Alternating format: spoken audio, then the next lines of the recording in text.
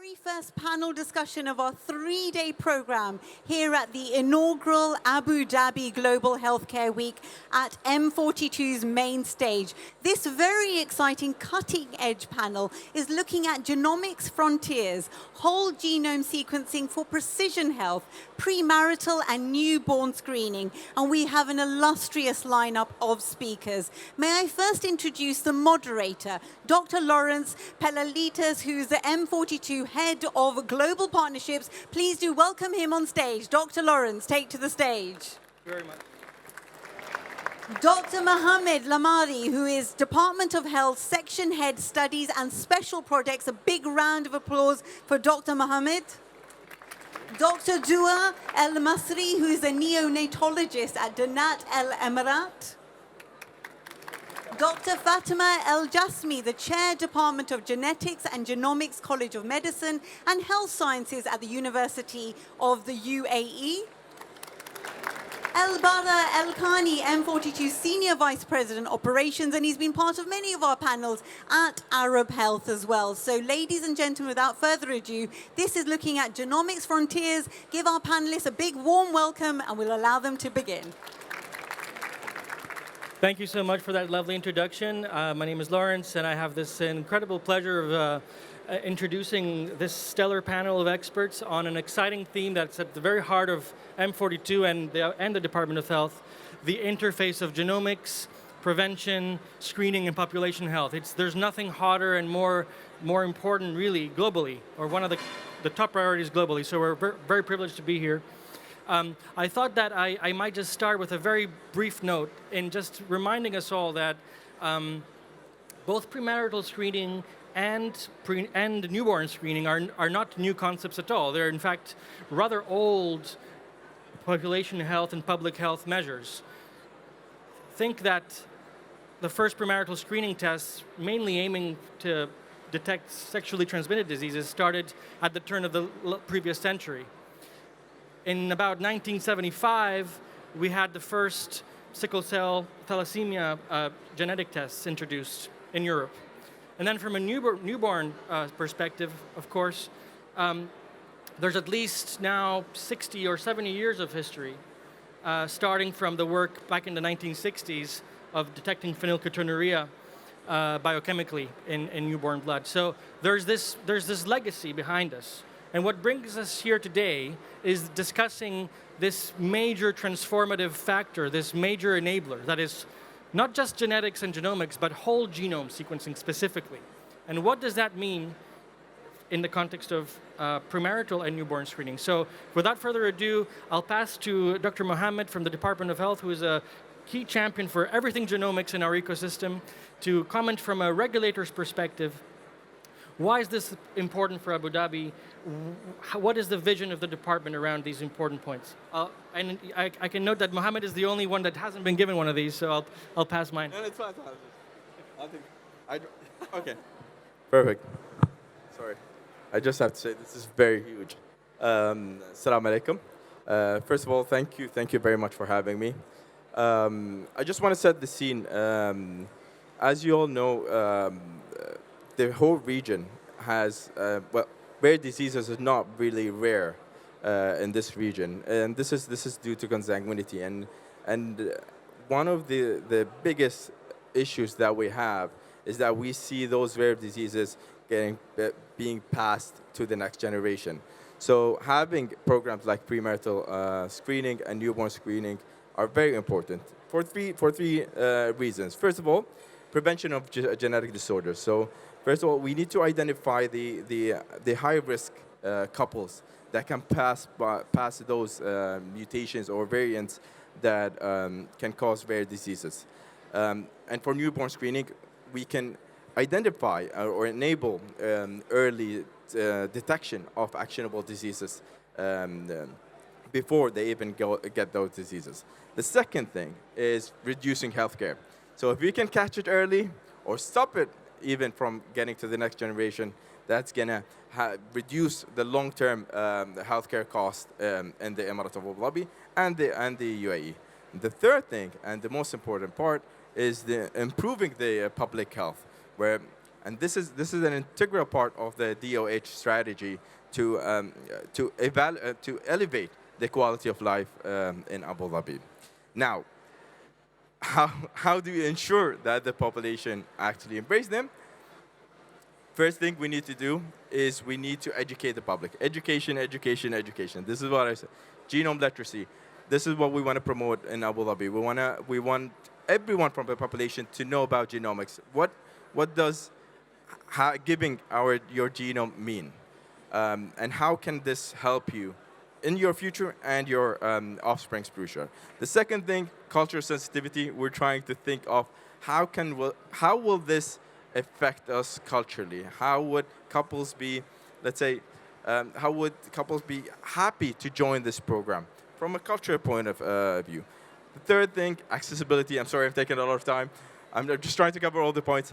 So accessibility, we need to make sure that this is, first of all, free. Second, available everywhere for the couples. Third, support services. We want to have counseling in every hospital and every clinic. And this is why we're doing the upskilling. We're creating upskilling programs for our physicians so that they can counsel the couples and also for the newborn screening, the parents. Lastly, the most important part for me as DOH is policies. So we need to start building policies that are agile so that we can cover all of these new programs and novel programs coming to the Emirate. Thank you very much. Thank you so much, Dr. Mohammed. That was fantastic. Thank you. I might just ask Dr. Fatma for my next question. Dr. Fatma is one of her hats is a biochemical geneticist and of course a physician by background. And I wanted to just share from a person that also has a genomics background, which is a bit outdated now, about 20 years ago since my PhD, but I'm struggling just keeping up with the titles of publications. The rate of new knowledge in this space is exponential, and it's incredibly difficult to keep up. I'd like to hear your views on how has this explosion in our genomics understanding of disease, comment on that for us, please, and how do you see the rate of translation into the clinic, in terms of genetic disorders, of course? Thank you so much for the invitation, and thank you for this question, which by itself it will take actually weeks to answer, not only just a couple of minutes. So as we all know, actually, the genome is our coding of our body. So whatever it goes, actually, it comes from your genome itself. And the more that we understand of this genome, actually, it will help us have better care for our patients. So to make it as simple as like before, I'm not that young as well, actually. So it was 20 years actually ago that I had done my specialty.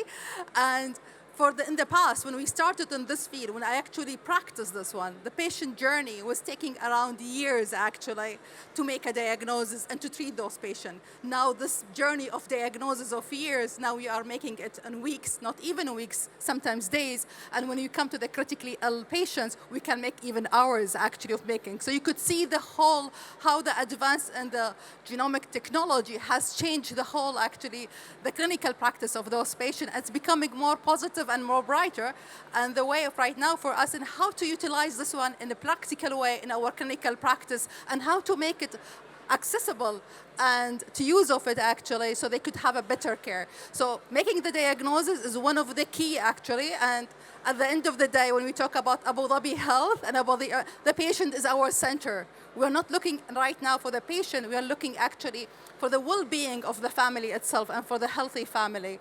So having said that, once we know those diseases and underlying etiology, then it will make it easier for us to treat those patients. And the treatment, there is different modality of a treatment. So whereas basically the defect it's happening, we could basically replace. Now you have a gene therapy and you're having hundreds of clinical trials right now on the gene therapy, and some of them is right now and actually has been approved and affordable for the patient. This is one way that we have to keep up with. There is actually the nutritional therapy that from the simple diet, there are some of them actually simple vitamins that you give it to the patient and you could actually prevent death or even having a severely handicapped patient. So the translation of the genomic data and having the wealth of those data and to translate it to the patient, it can make a huge difference. And we have witnessed it actually in our daily clinical practice. So that's why I'm very passionate for this, because I could see the difference on the patient's life itself. Not only this, as we mentioned earlier on, and one of the initiatives that has been going on in Abu Dhabi for prevention through the pre-marital and newborn screening, through this data, we could actually do the future planning for our next generation and make sure that we are having more healthier generation. And in case of the newborn screening, to start the treatment before having the symptoms, so the patient have a normal, healthy life. And I can go on and on if you allow me. Definitely would be fantastic to hear more. In fact, I might just come back to you just after my next question, because I'd like us to discuss a bit more your perspectives on the advantages that whole genome sequencing bring to these two screening modalities, particularly in terms of the number of diseases that can be detected, the turnaround time, and the actionability of these. So I'll come back to you, Dr. Fatma. Thank you very much. But first, I'd like to go to a frontline neonatologist, Dr. Dua, with us from the Natal Emirat, and ask Dr. Dua, and thank you for joining us today, how does a frontline clinician feel in clinical practice with this ever-increasing breadth of information next to you?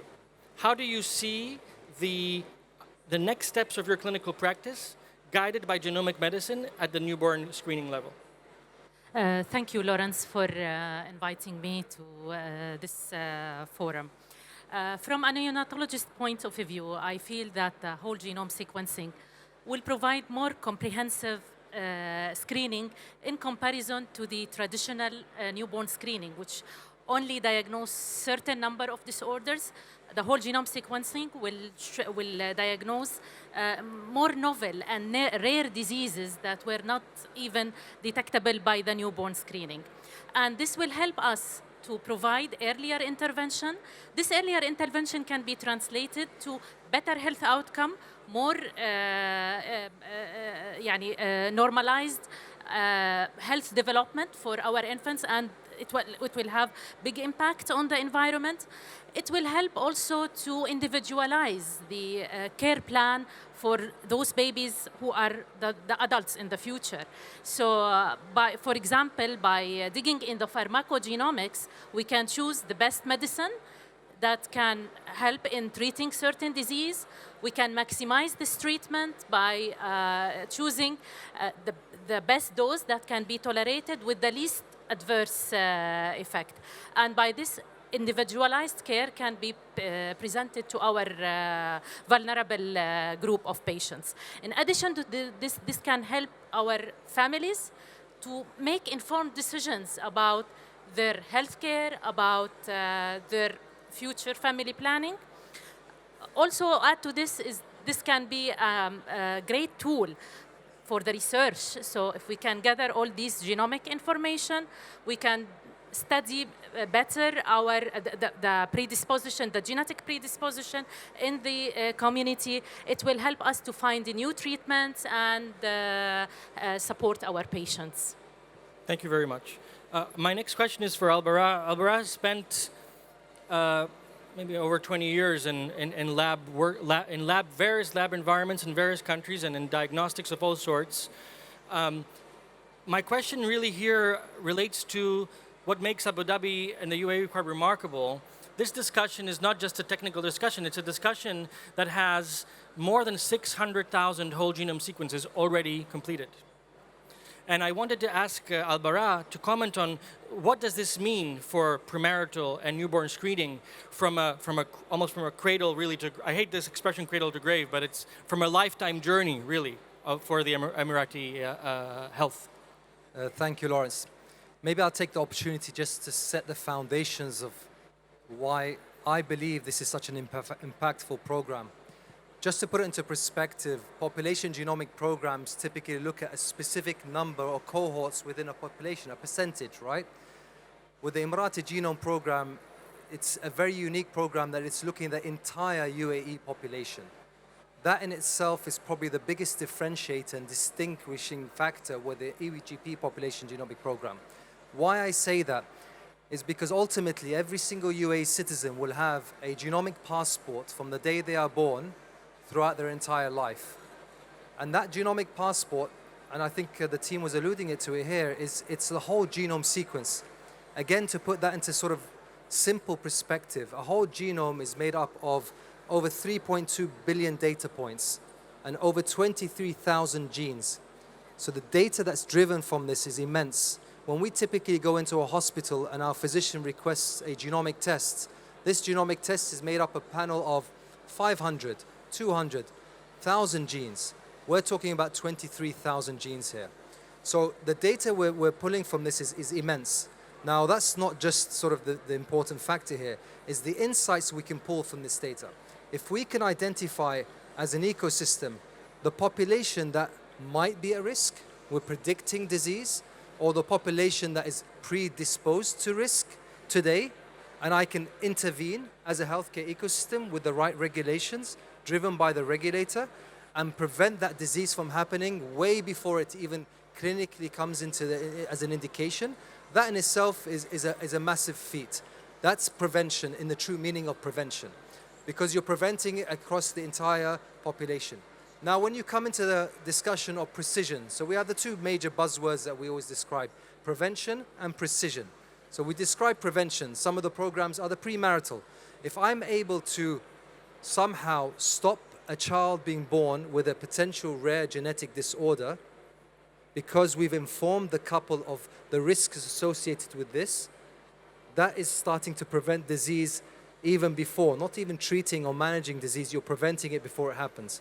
Now, in the precision aspect of things, if we're able to understand who is predisposed to disease, and then we're able to use the tools that we have available to us to precisely, first of all, genetically map the particular disease. So when we look at somatic testing, when it comes to cancer and oncology, and then precisely identify the medication or the treatment plan that can be used for that patient.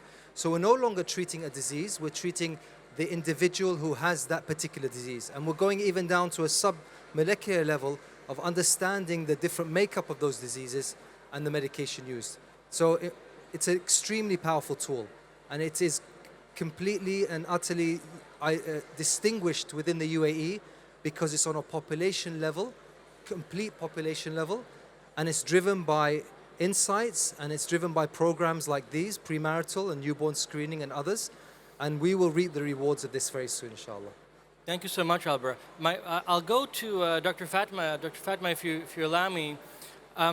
In some of our work, I'll come back to you, Albert. By the way, I wanted Albert to comment also on the operation side of things, because from an M42 perspective, we're talking, big, massive data storage. We're talking complex bioinformatics. We're talking CAP accredited capability. So the operational chapter and the scalability of this is a whole workshop in itself. But allow me, Albert, to maybe come back on that.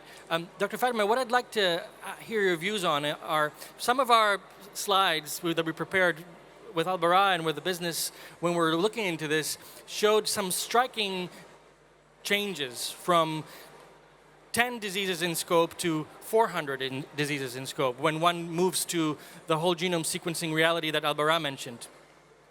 I would like to invite you to comment on the actionability of these. How do you see the our current ability to act on this information in the clinic? And maybe in the context of newborn specifically, a reference to this heel prick experience that most of us as parents have seen, as an incumbent process, right? So how do we deal with this transition from 10 to 400? And what is the actionability in your mind? So that's another good, excellent question. But allow me to say one thing, actually, and to remind you all. You talk about the history of the newborn screening and the whole how it goes back. Newborn screening program is the most successful public health program has been ever, actually, with all the results it has made and the change of the life of the patient itself. So investing on this program and having a healthy baby, it's really, really important. Going from, yes, we have been through the whole experience in UAE. At the beginning, the National Newborn Screening in UAE, we started with a PKU, with a simple one disease, basically. And we have gradually increased the numbers of those cases, and right now we have more than 30 diseases. yes, the current national newborn screening, they are using the biochemical marker, which as a biochemical geneticist, I believe the biochemical has its own power. So having the combined of both actually, the biochemical genetics with the genomics, because biochemical has its own limitation basically. Can't replace it, of course. Yeah. Yes, and this is where the genomics actually could be very helpful to make a diagnosis of those conditions. For example, I think everybody is familiar with the spinal muscular atrophy and the new treatment. This is we have to do through the genomic testing, not the biochemical testing. So here it comes the use of those ones.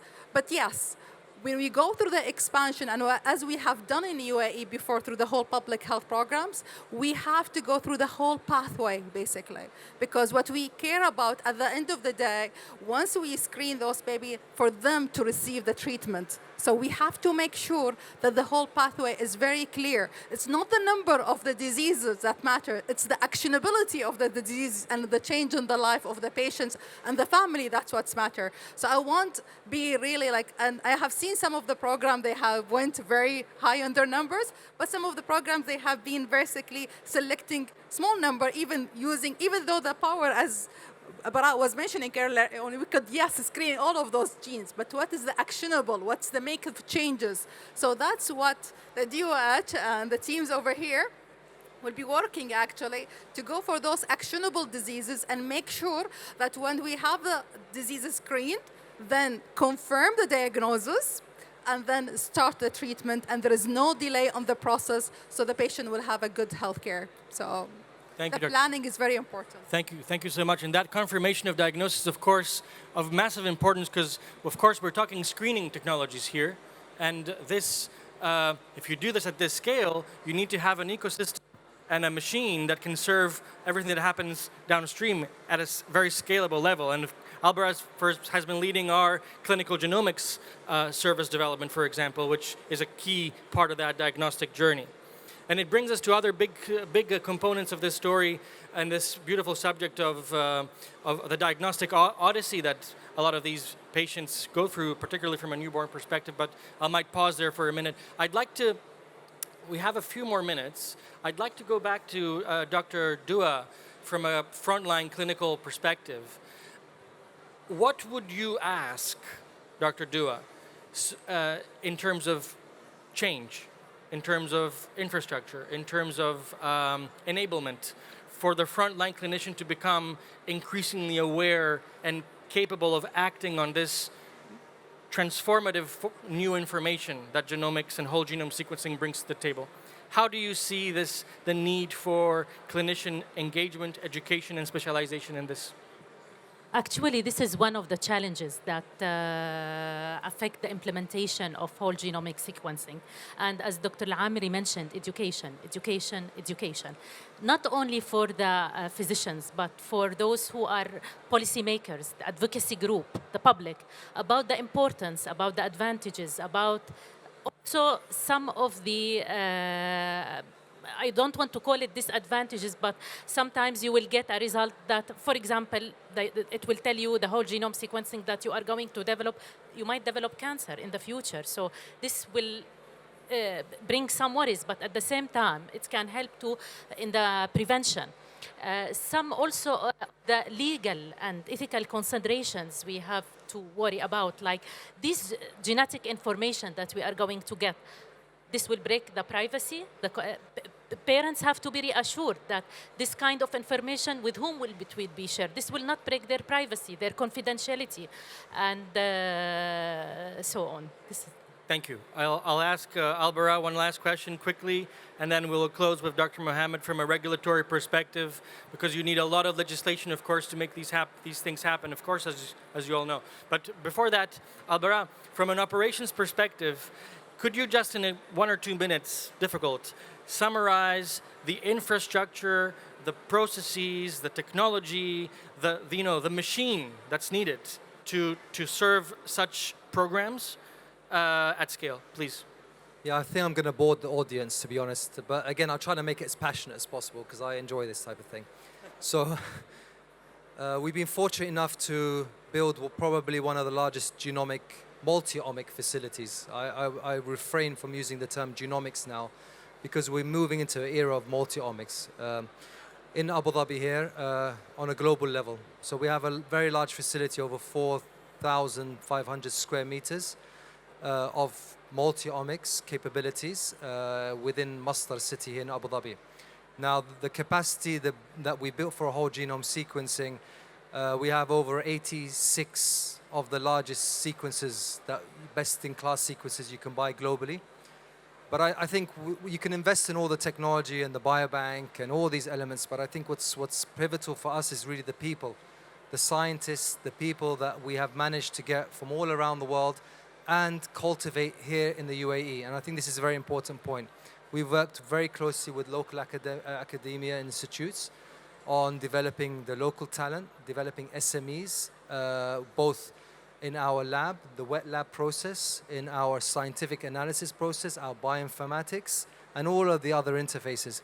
One thing I think is probably extremely underestimated on such large programs like this is the data sovereignty and the amount of data that you'll be storing. For genomic data, we sit on anything between 100 to 150 petabytes of genomic data. How do you make sure you keep this secure? How do you ensure that you have scalability in your storage capabilities? How do you ensure you have access to this? How do you develop platforms that can sit and interrogate this data without breaking its level of security and sovereignty? These are all very pivotal, critical questions that obviously is very well governed here in the UAE by the regulators and others to ensure that this data is secure and maintained in that way. But that's probably the biggest challenge we have to ensure is the data security. The operations and scalability is a very impressive place, and we would encourage anyone who would like to visit to please visit. But I think that's probably the biggest challenge we have is scale on data. And what you couldn't have a better pass to the regulator when it comes to data, of course, sovereignty and many other things. So we will close with Dr. Mohammed and his views on, and the department's views on some the key aspects of regulation and the regulatory frameworks that need to be in place, and to a certain degree, of course, are already in place as enablers for these two programs. Thank you, Dr. Mohammed. Thank you. There are several aspects to it, but yes, I'll start with consent and privacy. So first of all, anyone who gets their whole genome sequence whole genome sequence, they need to consent. They need, and not only consent, informed consent. They need to know exactly what's going to happen to their genome. It comes to the education part. But again, everyone needs to know where their whole genome where is it going to be sequenced and where is it going to be stored as well. The other thing come back to what Al-Bara was saying is the privacy. We need to make sure that there's no unauthorized access to this data, and we need to have very, very, very stringent cybersecurity aligned with this data. And this is what we're doing here in Abu Dhabi with the help of M42. Also, we need to take into consideration the ethical guidelines. We need to make sure there is no discrimination. And back in November last year, we've seen the publication of the first Emirati human genome use law, and it covers all of these points. So no discrimination on all the ethical uses of data. And also, the other thing that I want to talk about is the scope of screening. So whenever we screen for something, we need to know exactly what are we screening for. So we need to know that if we have actionable findings, or even if we find any incidental findings, what are we going to do with them? And this is also covered in the genome law. Lastly, and most importantly, is the regulatory oversight. We need to monitor all these regulations. We need to know exactly what's happening. And finally, we need to be very, very, very agile, because with the field of genomics, it changes every day, trust me. And it's been a headache for us, but we're getting there. And we need to be as agile as possible to update our regulations and policies. And that's what we're doing at the Department of Health all the way. Thank you, Dr. Mohammed. I'm getting some looks from our organizers, so I'll ask you to join me in thanking this fantastic panel today, and stay on for the next sessions. Thank you. Thank you so much. And before you leave, please to take a panel photograph. And we're going to be back in 2 minutes with the next session. So while our speakers are stood there, if I can get our photographers to take their pictures. And as Dr. Mohammed said there, the field of genomics is changing every day. So having these type of sessions with this cutting edge information, I feel like it's breaking news. So we really appreciate you all. Ladies and gentlemen, please do give our panelists a big round of applause. And we'll be back with you in 2 minutes' time with a very inspirational talk. Thank you.